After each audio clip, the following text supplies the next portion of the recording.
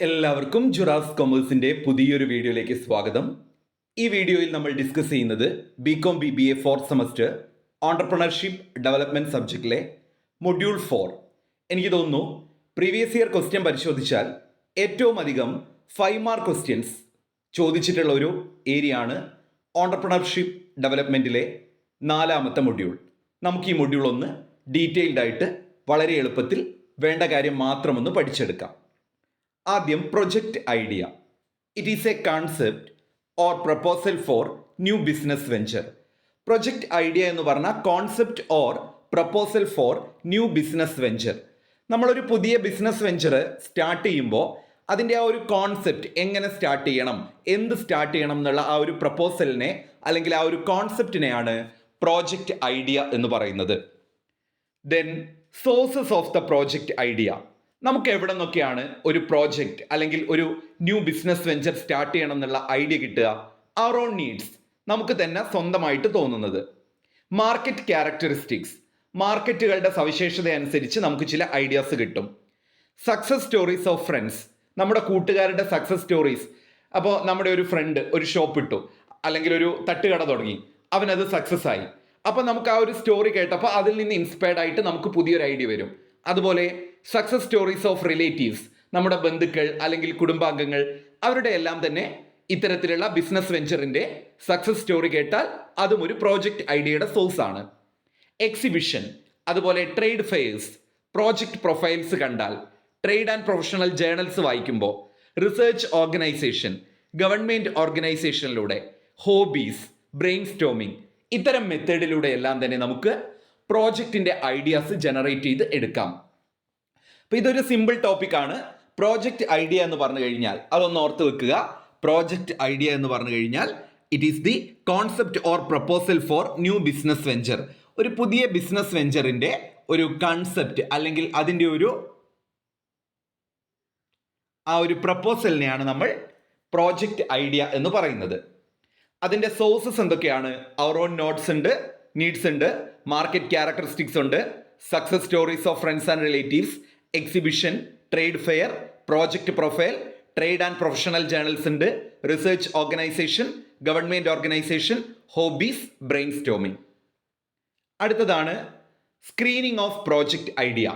എന്താണ് project idea screen ചെയ്യുക എന്ന് പറഞ്ഞു കഴിഞ്ഞാൽ it is the process of selecting best project idea after eliminating unprofitable ideas.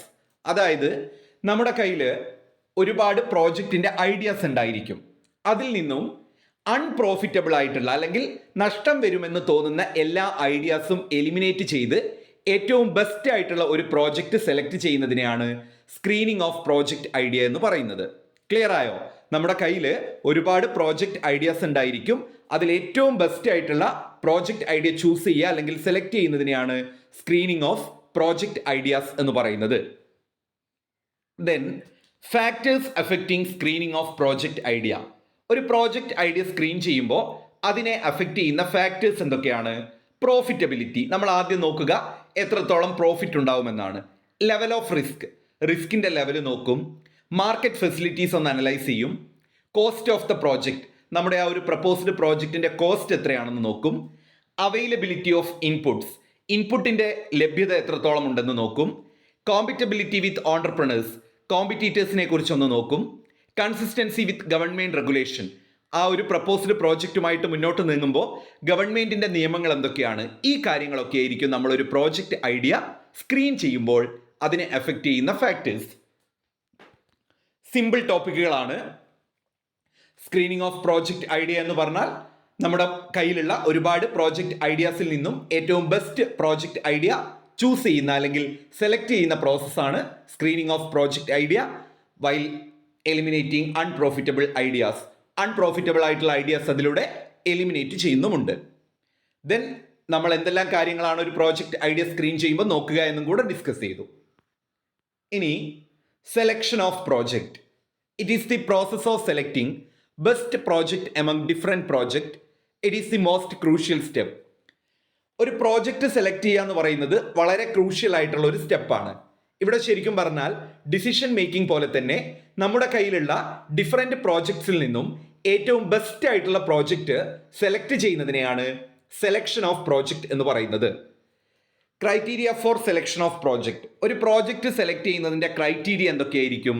അതിൻ്റെ ഇൻവെസ്റ്റ്മെൻറ്റ്, അതുപോലെ തന്നെ location, technical knowledge, profitability, risk, availability of market, competition, government policy മുതലായ criterias കൃത്യമായി അനലൈസ് ചെയ്യുക അല്ലെങ്കിൽ അസസ് ചെയ്ത് മാത്രമേ ഒരു പ്രോജക്റ്റ് സെലക്ട് ചെയ്യുകയുള്ളൂ. അടുത്തതാണ് മാർക്കറ്റ് ആൻഡ് ഡിമാൻഡ് അനാലിസിസ്. നമുക്ക് നോക്കാം എന്താണ് മാർക്കറ്റ് ആൻഡ് ഡിമാൻഡ് അനാലിസിസ് എന്ന്. It means analysing the future demand potential. ഒരു പ്രോഡക്റ്റിൻ്റെ ഫ്യൂച്ചർ ഡിമാൻഡ് പൊട്ടൻഷ്യൽ എത്രത്തോളം ഉണ്ടാകുമെന്ന് അനലൈസ് ചെയ്യുന്നതിനെയാണ് മാർക്കറ്റ് ഡിമാൻഡ് അനാലിസിസ് എന്ന് പറയുന്നത്. പ്രോഡക്റ്റ് മാത്രമല്ല, ഒരു പ്രൊജക്റ്റിന് തന്നെ എത്രത്തോളം ഫ്യൂച്ചർ ഡിമാൻഡ് ഉണ്ടാകും എന്നുള്ള കാര്യം അനലൈസ് ചെയ്യുന്നതിനെയാണ് മാർക്കറ്റ് ആൻഡ് ഡിമാൻഡ് അനാലിസിസ് എന്ന് പറയുന്നത്. ഒന്നുകൂടെ സിമ്പിളായി പറഞ്ഞാൽ it is the study of market and total demand of the product.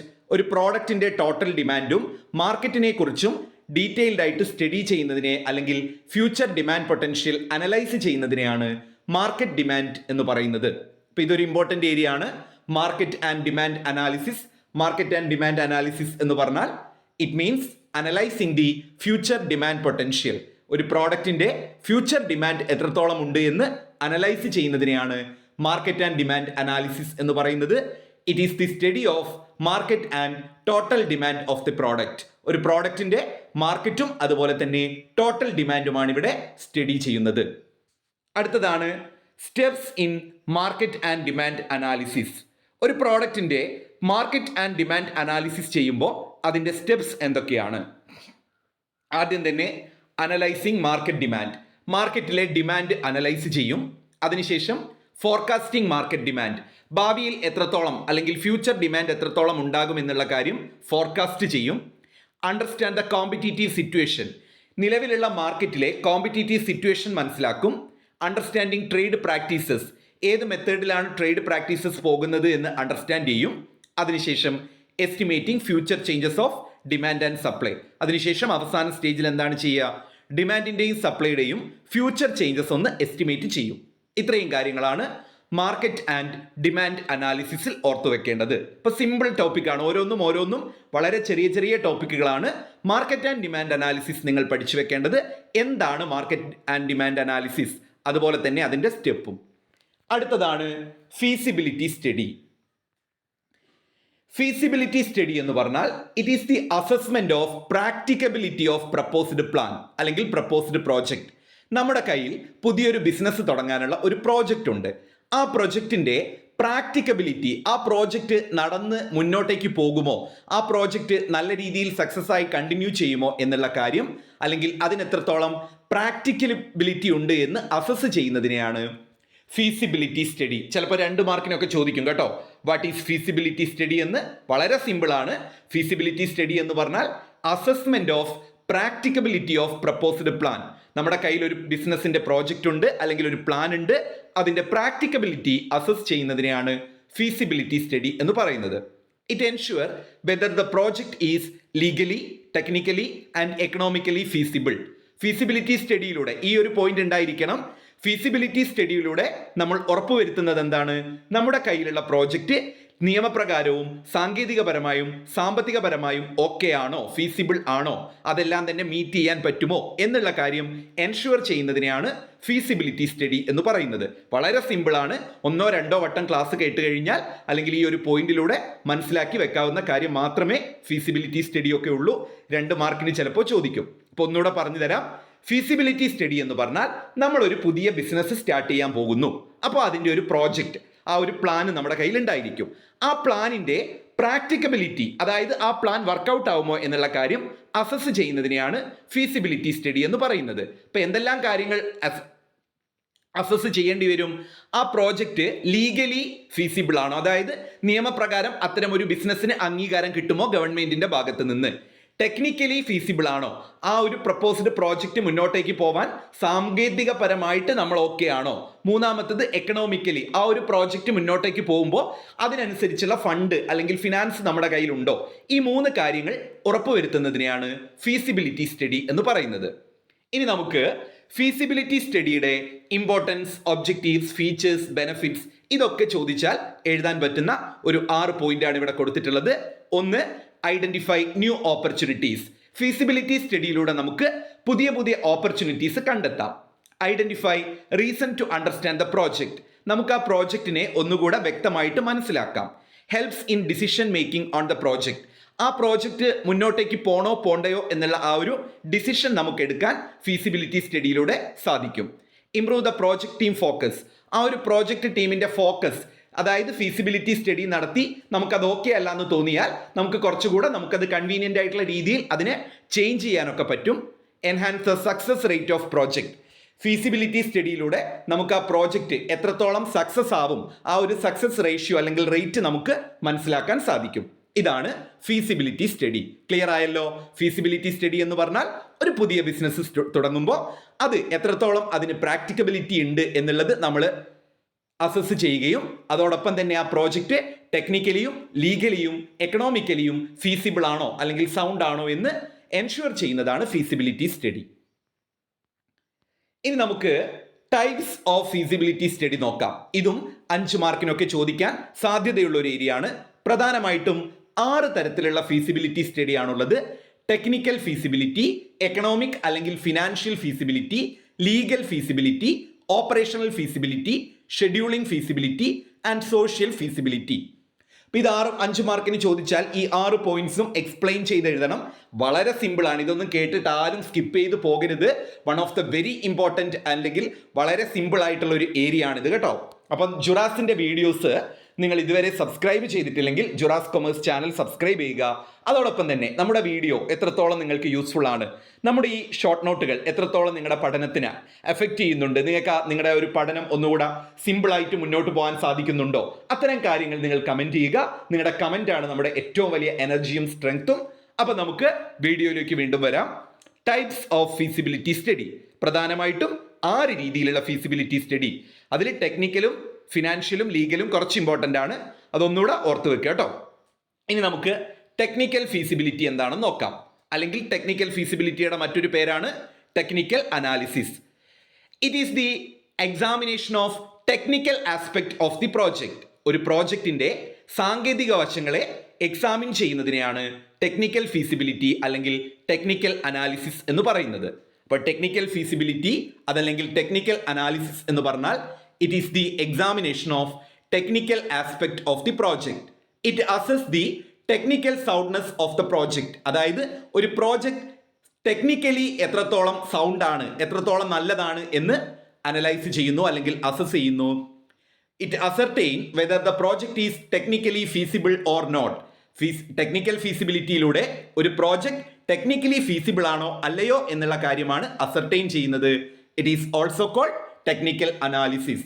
ഇനി നിങ്ങൾക്ക് ഈ ടെക്നിക്കൽ ഫീസിബിലിറ്റി പഠിച്ചാൽ ബാക്കി എല്ലാം എഴുതാം. കാരണം ടെക്നിക്കൽ ആസ്പെക്ട് എന്നുള്ള ഇടത്തിൽ ഫിനാൻഷ്യൽ ഫീസിബിലിറ്റി ആണെങ്കിൽ അവിടെ ഫിനാൻഷ്യൽ ആസ്പെക്ട് എന്ന് എഴുതുക.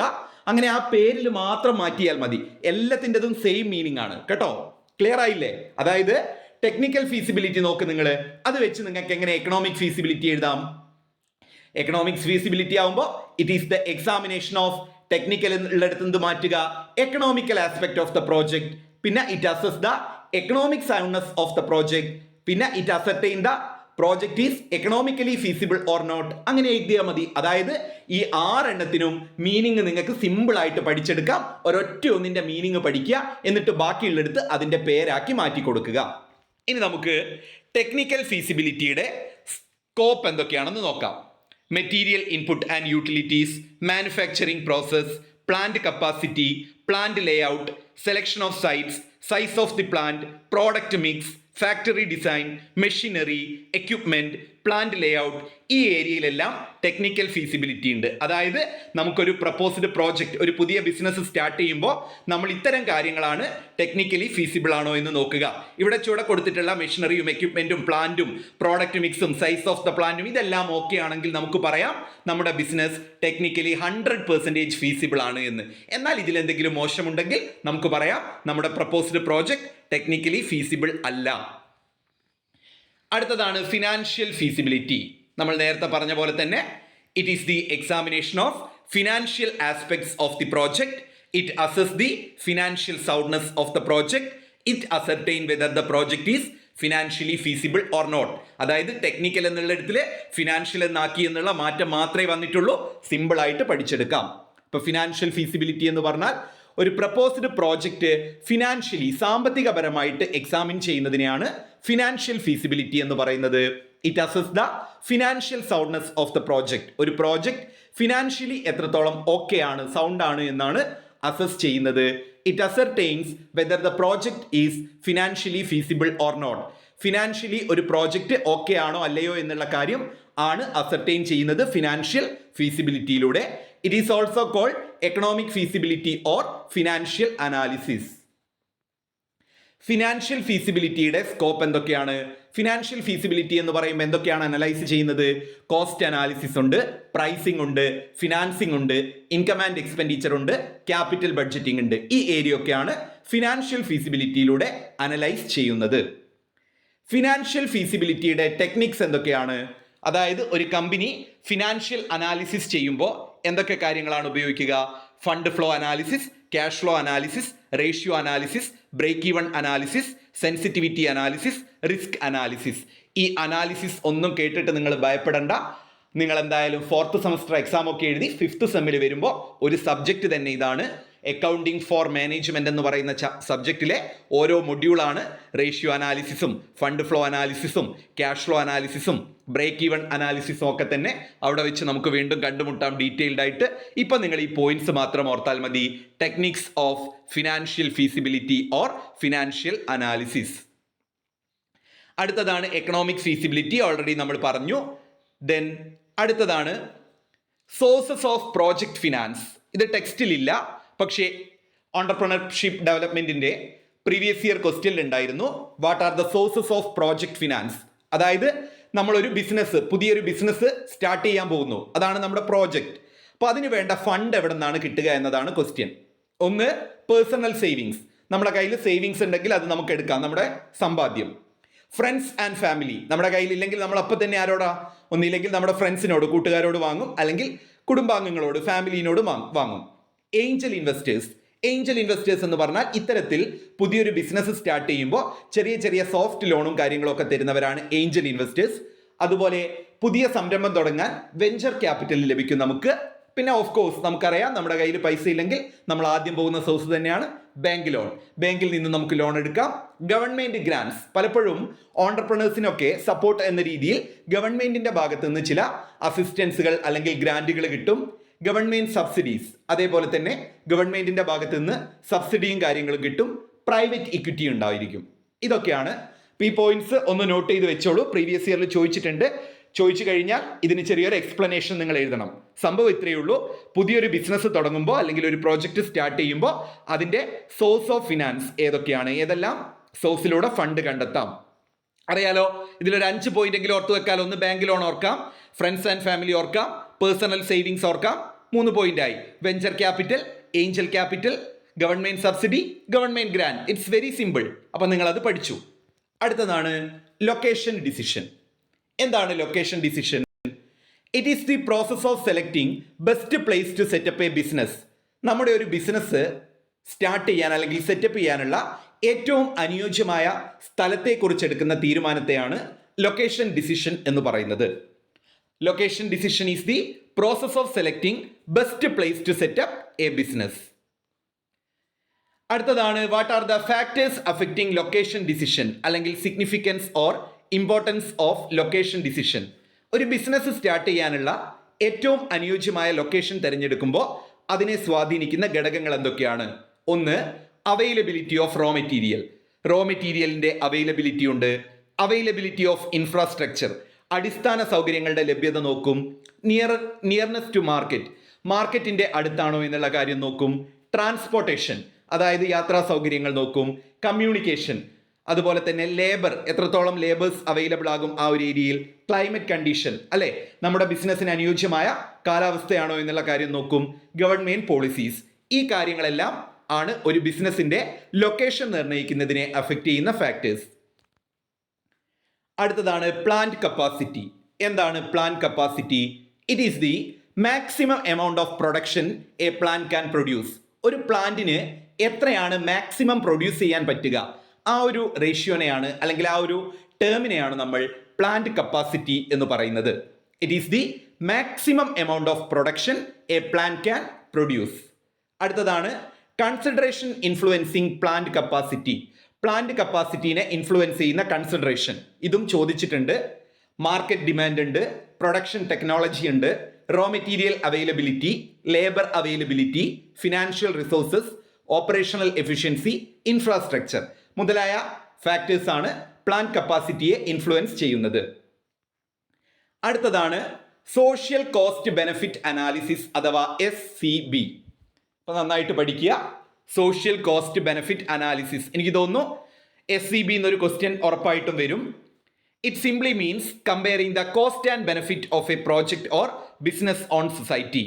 അപ്പോൾ നമ്മുടെ സൊസൈറ്റിയിലെ ഒരു ബിസിനസ്സിൻ്റെയോ പ്രോജക്റ്റിൻ്റെയോ കോസ്റ്റും ബെനിഫിറ്റും കമ്പയർ ചെയ്യുന്നതിനെയാണ് കോസ്റ്റ് ബെനിഫിറ്റ് അനാലിസിസ്. അപ്പോൾ സോഷ്യൽ കോസ്റ്റ് ബെനിഫിറ്റ് അനാലിസിസ് എന്ന് കേട്ടാൽ തന്നെ നിങ്ങൾ എഴുതുക comparing cost and benefit of a project. അത് മനസ്സിലായല്ലോ, കോസ്റ്റും ബെനിഫിറ്റും ക്വസ്റ്റ്യനിൽ തന്നെ ഉണ്ടാവും. അപ്പോൾ അവിടെ കമ്പയറിംഗ് എന്ന് പറയുന്ന ഒരു കാര്യം മാത്രം നിങ്ങൾ എന്ത് ചെയ്താൽ മതി, ആഡ് ചെയ്ത് കൊടുത്താൽ മതി. അപ്പോൾ എന്താണ് comparing cost and benefits of a project or business on society.